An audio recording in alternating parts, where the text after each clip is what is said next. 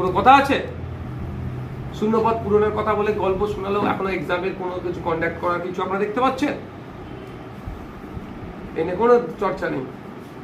কি করতে হচ্ছে? এই থেকে মানুষকে মন ভুলানোর জন্য হিন্দু মুসলমানের খেলা খেলো, তাহলে মানুষ এটাকে নির্মিত থাকে।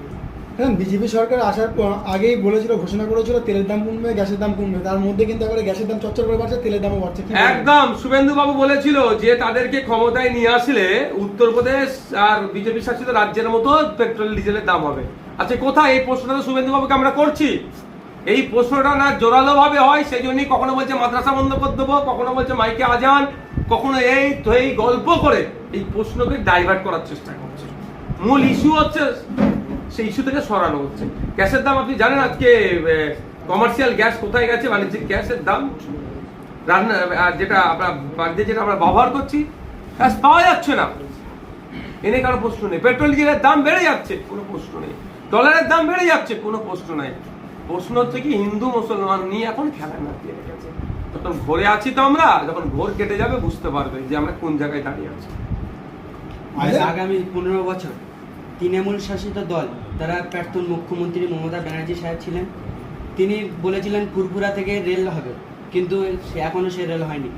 এখন নতুন সরকার গঠিত হওয়ার পরে শুভেন্দু অধিকারী বলেছে যে ফুরফুরা টু তারকেশ্বর, ফুরফুরা টু বাড়িপাড়া এবং ফুরফুরা টু ডানকুনি রেল স্টেশন করে দেবে। বিষয়টাকে কি বলবে?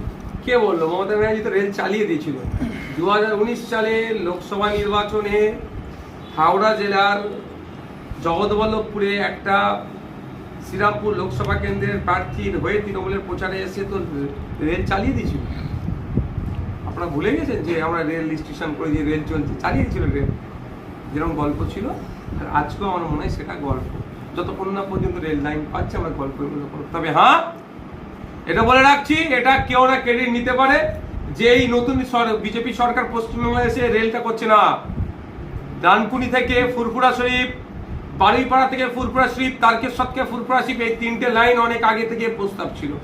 মুসলিম যারা পালন করতো, গোপালন করে বড় করতো, গরু বিক্রি করে তার কারো মেয়ের বিয়ের জন্য টাকা সঞ্চয় করতো, বাড়ি করতো, একটা 2 লাখ 2.5 লাখ টাকায় দুটো গরু জোড়া গরু বিক্রি করতো, একটা বছর 2 বছর পর একটা ভালো ইনকাম হতো, সেটাকে ধ্বংস করলো কে? বিজেপি।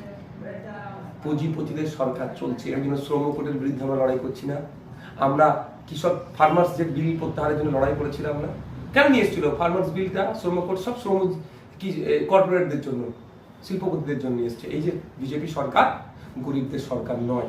বিজেপি সরকার মুসলমানদের অত্যাচার করছে মাইন্ডকে ডাইভার্ট করে রাখার জন্য, কিন্তু অ্যাকচুয়ালি সরকার বড় লোকদেরকে জন্য সরকার, পুঁজিপতিদের জন্য সরকার। আপনি একটা লোন নেন না ব্যাংক থেকে, আপনার বাড়িতে চলে আসবে।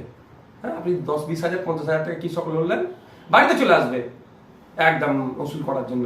আর কোটিপতি শিল্পপতিরা হাজার হাজার কোটি টাকা লোন নিচ্ছে, অল্প টাকায় তাদের আন্ডারস্ট্যান্ডিং হয়ে তাদের ছেড়ে দিচ্ছে, ঋণমুক্ত করে যাচ্ছে। এই চলছে তো। আমডাঙ্গাতে কাসেম সিদ্দিকী ভাইজান বলেছিল আমি জিতলে হসপিটাল